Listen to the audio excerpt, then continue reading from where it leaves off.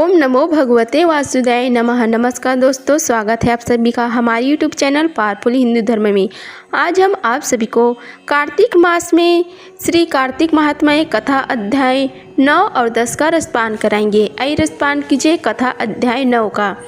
राजा पृथु ने कहा, हे मुनिश्रेष्ठ नारद जी, आपने कार्तिक माह के व्रत में जो तुलसी के जड़ में भगवान श्री हरि विष्णु का निवास बताकर उस स्थान की मिट्टी की पूजा करना बतलाया है, अतः मैं श्री तुलसी जी के महात्म्य को सुनना चाहता हूँ। तुलसी जी कहाँ और किस प्रकार उत्पन्न हुई यह बताने की कृपा करें। नारद जी बोले, हे राजन, अब आप तुलसी जी की महिमा तथा उनके जन्म का प्राचीन इतिहास ध्यानपूर्वक सुनिए। एक बार देवगुरु बृहस्पति और देवराज इंद्र भगवान शंकर का दर्शन करने कैलाश पर्वत की ओर चले। तब भगवान शंकर ने अपने भक्तों की परीक्षा लेने के लिए जटाधारी दिगंबर का रूप धारण कर उन दोनों के मार्ग में अवरोध उत्पन्न किया। यद्यपि वह तेजस्वी, शांत, लंबी भुजा और चौड़ी छाती वाले गौरवर्ण अपने विशाल नेत्रों से युक्त तथा सिर पर जटा धारण किए हुए वैसे ही बैठे थे। तथापि उन भगवान शंकर को न पहचान कर इंद्र ने उनसे उनका नाम व धाम आदि पूछते हुए कहा कि क्या भगवान शंकर अपने स्थान पर हैं या कहीं गए हुए हैं। इस पर तपस्वी रूप भगवान शिव कुछ नहीं बोले। इंद्र को अपने त्रिलोकनाथ होने का गर्व था। उसी अहंकार के प्रभाव से वह चुप किस प्रकार रह सकता था।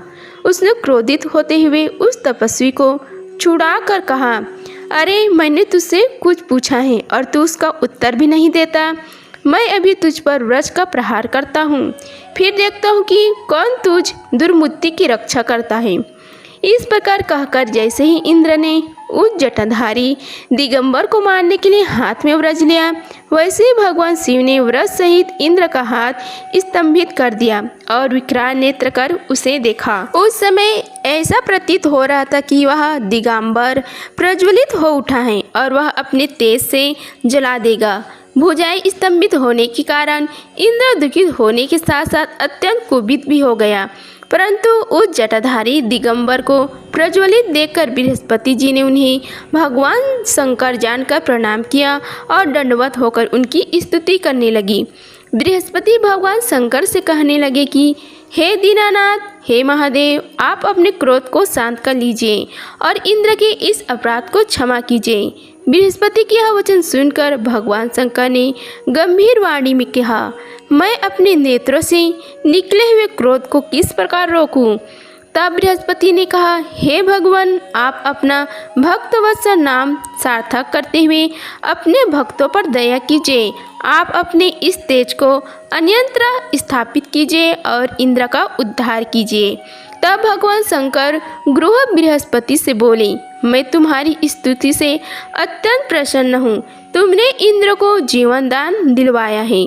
मुझे विश्वास है कि मेरे नेत्रों की अग्नि अब इंद्र को पीड़ित नहीं करेगी।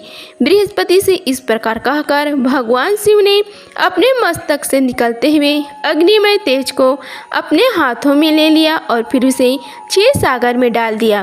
तत्पश्चात शंकर अर्थ ध्यान हो गई। इस प्रकार जिसको जो जानने की कामना थी उसे जानकर इंद्र तथा बृहस्पति अपने अपने स्थान को चले गए। रसपान कीजिए कथा अध्याय 10 का। राजा पृथ्वी बोले, हे ऋषि श्रेष्ठ नारद जी, आपको प्रणाम है। कृपा आप यह बतलाने की कृपा कीजिए कि जब भगवान शंकर ने अपने मस्तक के तेज को क्षीर सागर में डाला तो उस समय क्या हुआ। नारद जी बोले, हे राजन, जब भगवान शंकर ने अपना वह तेज क्षीर सागर में डाल दिया तो उस समय वह शीघ्र ही बालक होकर सागर के संगर पर बैठकर संसार को भय देने वाला रुदन करने लगा। उसके रुदन से संपूर्ण जगत व्याकुल हो उठा, लोकपाल भी व्याकुल हो गई, चराचर चलायमान हो गया। शंकर के सुवन के रुदन से संपूर्ण ब्राह्मण व्याकुल हो गया। यह देखकर सभी देवता और ऋषि मुनि व्याकुल होकर ब्रह्म जी की शरण में गए और उन्हें प्रणाम कर उनकी स्तुति करने लगी। उन सभी ने ब्रह्म जी से कहा, हे पितामह, यह तो बहुत ही निकट परिस्थिति उत्पन्न हो गई है। हे महायोगिन, इसको नष्ट कीजिए। देवताओं के मुख से इस प्रकार सुनकर ब्रह्म जी सत्यलोक से उतरकर उस बालक को देखने के लिए सागर तट पर आए। सागर ने ब्रह्म जी को आता देखकर उन्हें प्रणाम किया और बालक को उठाकर उनकी गोद में दे दिया। आश्चर्यचकित होते हुए ब्रह्म जी ने पूछा, हे सागर, यह बालक किसका है? शीघ्रता पूर्वक कहो। सागर विनम्रता पूर्वक बोले, हे प्रभु, यह तो मुझे ज्ञात नहीं है, परंतु मैं इतना अवश्य जानता हूँ कि यह गंगा सागर के संगम पर प्रकट हुआ है। इसलिए हे जगत गुरु, आप इस बालक का जात कर्म आदि संस्कार करके इसका जातक फल बताइए। नारद जी ने राजा पृथु से बोले, हे सागर, ब्रह्म जी के गले में हाथ डालकर बार बार उनका आकर्षण कर रहा था। फिर तो उसने ब्रह्म जी का गला इतना जोर से पकड़ा कि उससे पीड़ित होकर ब्रह्म जी की आंखों से आंसू टपकने लगे। ब्रह्म जी ने अपने दोनों हाथों को जोर से लगाकर किसी प्रकार सागर से अपना गला छुड़वाया और सागर से कहा, हे सागर सुनो, मैं तुम्हारे इस पुत्र का जातक फल कहता हूँ। मेरे नेत्र से जो यह जल निकला है, इस कारण इसका नाम जलंधर होगा। उत्पन्न होते यह तरुणा अवस्था को प्राप्त हो गया है, इसलिए यह सब शास्त्रों का परमगामी, महाप्रक्रमी, महावीर, बलशाली, महायोद्धा और रण में विजय प्राप्त करने वाला होगा। यह बालक सभी दैत्यों का अधिपति होगा। यह किसी से भी पराजित न होने वाला तथा भगवान विष्णु को भी जीतने वाला होगा। भगवान शंकर को छोड़कर यह सबसे अवध्य होगा। जहाँ से इसकी उत्पत्ति हुई है, यह वहीं जाएगा।